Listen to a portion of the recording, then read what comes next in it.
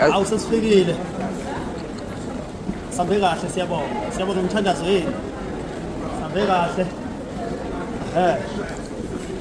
Sesiyolala ke manje. La usuku lonke namhlanje. Hey. Kusasa ziyakhala.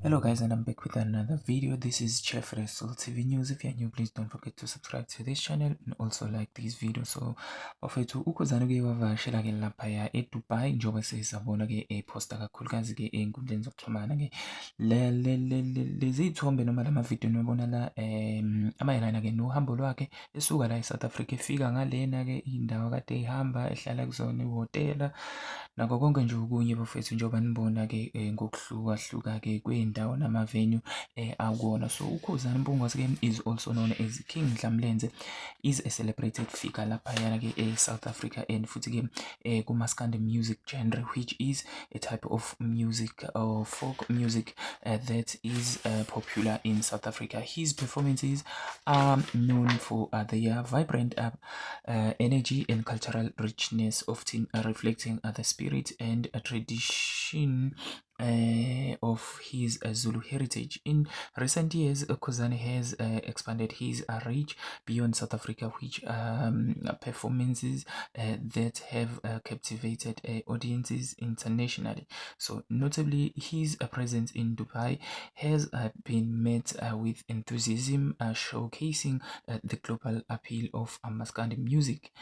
As of 2024, Khuzani's influence in the music industry continues to grow, and his performances are a testament to the dynamic and evolving nature of traditional music on the world stage. His work not only entertains but also serves as a bridge between cultures, celebrating the diversity and unity of the global community through the power of music. So after ubuya kwakhe trip from Dubai, he went straight to the event or ceremony for his brother laphana ke okade eshada ke ugama lakhe uThibela obuye futhi ke abe umunye ke wabantu ke abagida noma ke abamgidelayo uKhuzani as a leader yayo ke le group yakhe ke yabantu abagidayo. So guys, you can tell me la kwi-comment section ukuthi ke wena uhambo lwakhe ulibona ke noma i-performance lapha yana ke yakhe uyibona ke kuyinto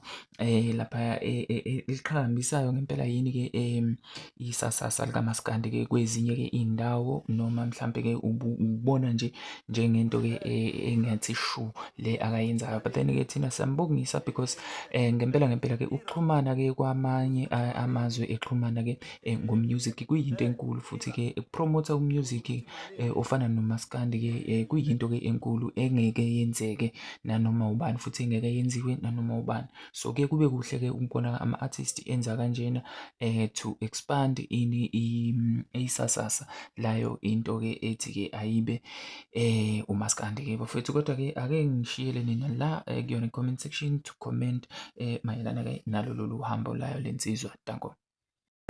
Tira, ubuza ukuthi malini engiphethe la. Nansi. Awusho ke malini le? Malini le?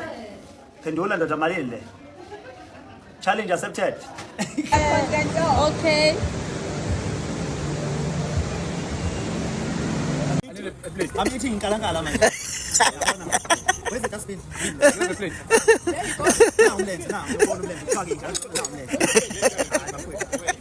Now, give me a dustbin. Put a dustbin. Kalangala. Upumlenze mfethu, upumlenze. Upumlenze. Uthi ngidlisa inkalakala.